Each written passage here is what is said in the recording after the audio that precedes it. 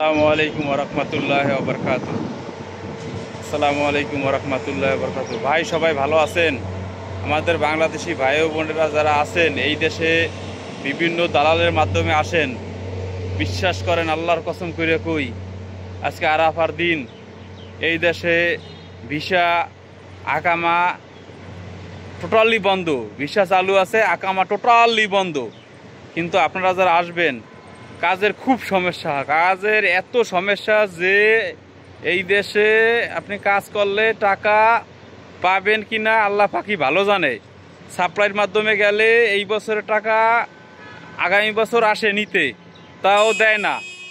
তো এই শুধু ছয় নাই, যদি কোনো দালালের মাধ্যমে আসেন আপনারা এই দেশে, আপনারা বিশ্বাস করবেন না। আমাদের যে বিল্ডিংয়ে থাকি আমার ভাইয়ের সাথে, ওই বিল্ডিংয়ে ছাদের উপরে মনে করেন কতজন লোক এরকম রোদ্দুরের ভিতরে তারা থাকে, শুধু একটা বিছানা আছে আর উপরে একটু চাদরের মতো টানাই নিছে। তাদের যে কষ্ট, আর 4 মাস 5 মাস ধরে শুধু খায় আলু ভর্তা আর আলু ভর্তা ডাইল আর হচ্ছে বেগুন ভাজি, এই হয়েছে এদের খাবার। আপনারা বিশ্বাস করেন দালালের মাধ্যমে এদেশে আইয়েন না। বর্তমানে আকামা সৌদি আরবের বন্ধ। যদি আকামা চালু হয় আমি আপনাদের আবার এই বিদেশের মাটি চ্যানেলে তুলে ধরমু। তবে এইটা বিশ্বাস রাখেন যে এই দেশে আসলে এখন কাজের খুবই সমস্যা, এত পরিমাণ লোক যা কাজ নাই। আপনারা একজন লোকের জায়গায় কাছে লাগলে 10জন লোক এই জায়গায় আছে।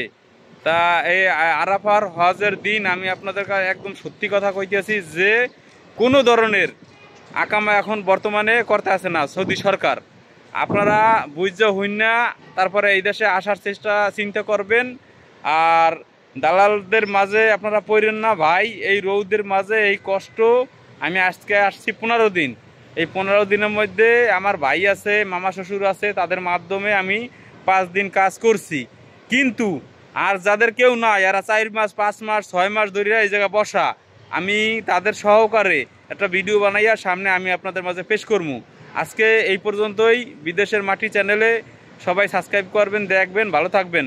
আসসালামু আলাইকুম ওয়া রাহমাতুল্লাহি ওয়া বারাকাতুহু।